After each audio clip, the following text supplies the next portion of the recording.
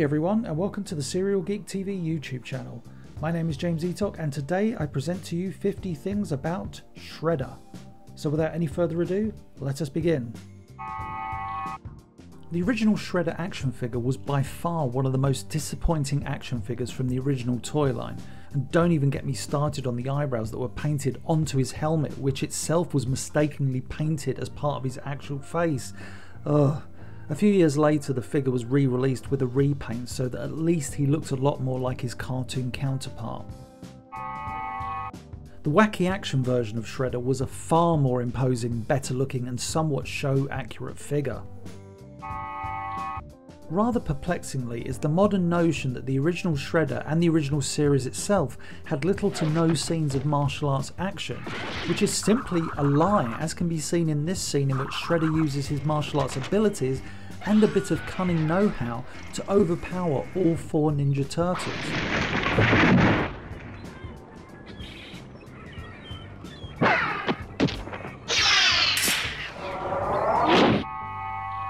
Shredder was of course rather famously voiced by James Avery, who played Uncle Phil on The Fresh Prince of Bel-Air, and when I told my friends at school about this at the time, they didn't believe me. Shredder was also voiced at times by Dorian Harewood, Jim Cummings and Townsend Coleman. When James Avery left the series, his permanent replacement was Bill Martin. Sadly, none could hold a torch to the late great James Avery. Interestingly, in the episode Turtles at the Earth's Core, very briefly, Peter Renaday, who voices Splinter and Vernon amongst others, voices Shredder, as you're about to hear. Oh, what is it, Krang? Stop that petty bickering and get on with what you came for! I'm still not certain why you probed us up to this subterranean prehistoria.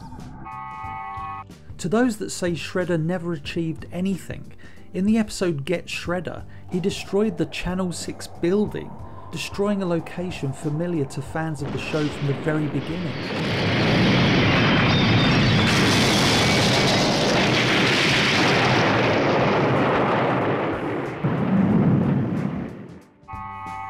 One of the more interesting action figures was the mutating Shredder figure from the Mutations line, which saw him literally transform from Uruku Saki to the Shredder. I guess that makes him a Shredder in disguise. Although both Shredder and Krang, well, the Utrons upon which Krang was based, appeared in the original black and white comics, they never appeared together or formed an alliance.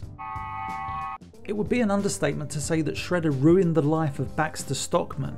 Granted, Baxter was somewhat unhinged, but this made him the perfect prey for Shredder, who tapped into Baxter's genius and exploited it on numerous occasions whilst bullying him and, in the end, disposing of him, which led to Krang executing Baxter.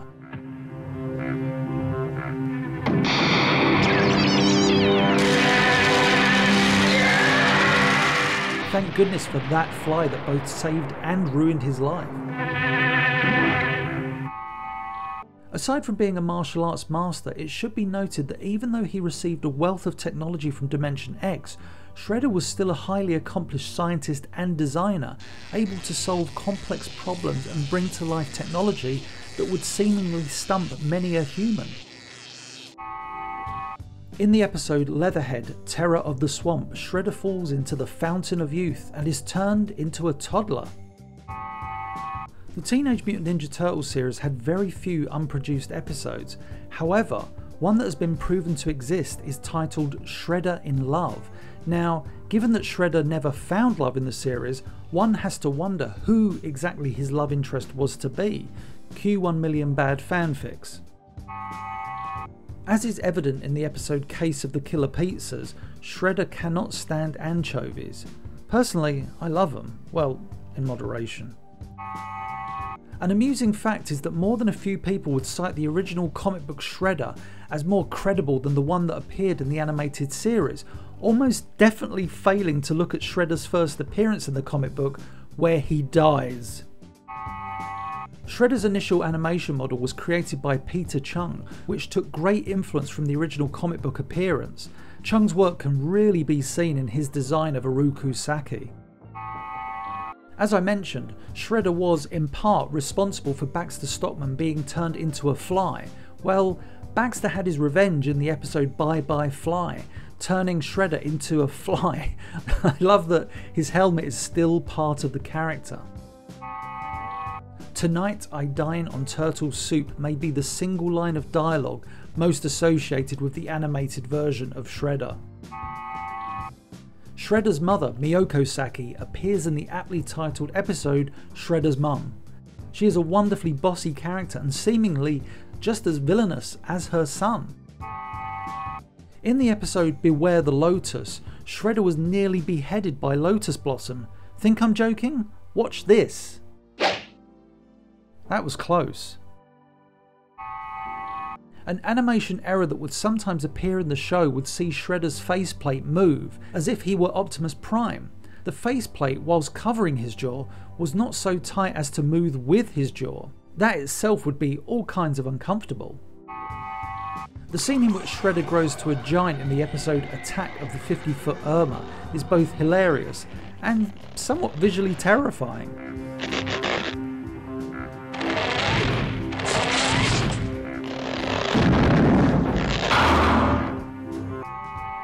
For those that like to think that Shredder in the original animated series wasn't a threat, in the episode The Incredible Shrinking Turtles, he attempts to smash the shrunken turtles with a crowbar. Yes, a crowbar. The most visually awesome depiction of Shredder in the series arguably occurs in the much celebrated episode Turtles on Trial. Shredder is depicted in glorious detail with direction that makes him look far more imposing than many other episodes. In the episode The Fifth Turtle, Shredder obtains Zack's home address, proving that he is not only a master manipulator, but also proficient in the art of doxing.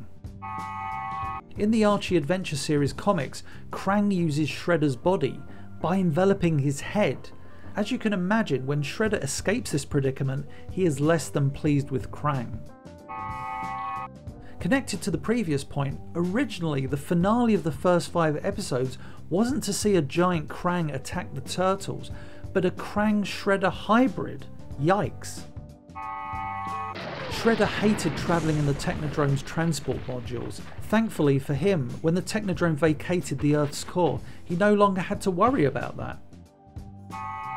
Shredder's brother, Kazuo Saki, appears in the aptly titled episode My Brother, the Bad Guy. Kazuo is a police officer in Tokyo and teams up with the Turtles in order to foil Shredder's latest scheme. If Shredder's animation model had been coloured like his action figure, he would have looked like this. Interesting. Shredder had his own TV show titled The I Love Shredder Show, for which the Turtles appeared in the studio audience, prompting Leonardo to lose his cool and do his best impersonation of Peter Finch as Howard Beale in the movie Network. That's it! I'm mad as heck, and I'm not gonna take it anymore!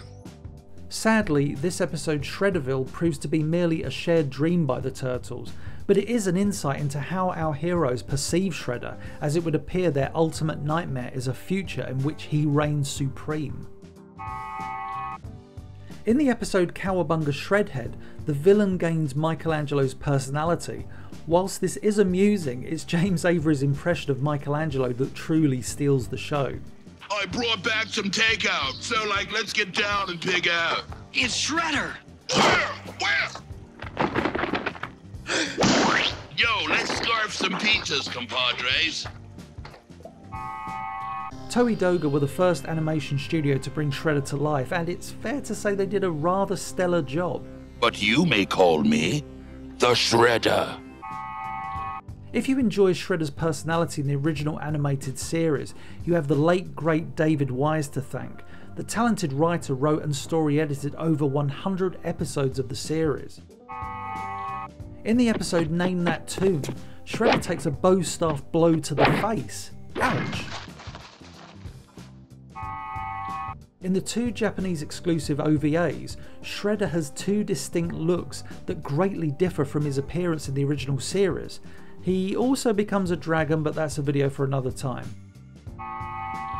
During the final season, in the episode A Turtle in Time, Shredder donates a fraction of his life energy to aid a dying Krang. See, they did care for one another. It's fair to say that the Red Skies seasons of Teenage Mutant Ninja Turtles feature the most menacing portrayal of Shredder. Sadly, at this point he was no longer voiced by James Avery, and so his actions were not accompanied by that iconic voice.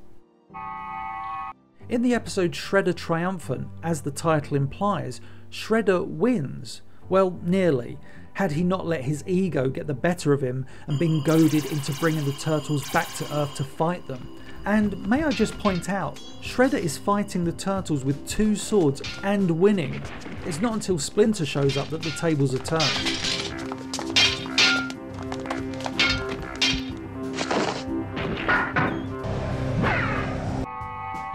Shredder often dealt with the criminal underworld in the earlier seasons, supplying them with weapons that originate from the technology of Dimension X. This explains why, as the series progressed, many small-time crooks had access to laser guns.